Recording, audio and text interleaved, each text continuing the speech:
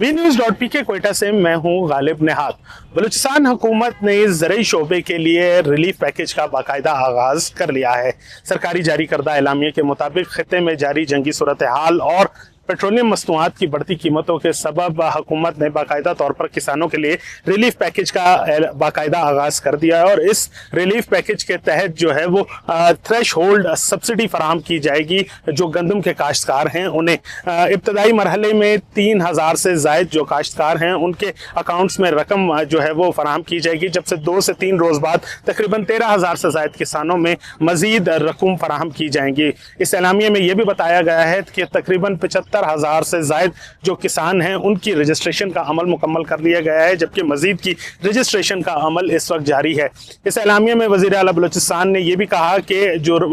किसान हैं वो रीढ़ की हड्डी की हैसियत रखते हैं सूबे और मुल्क की तरक्की के लिए, इसीलिए इन्हें ये सब्सिडी फराहम की जा रही है ताकि ये सब्सिडी का फ़ायदा न सिर्फ किसानों बल्कि आम आवाम तक भी पहुँच सके।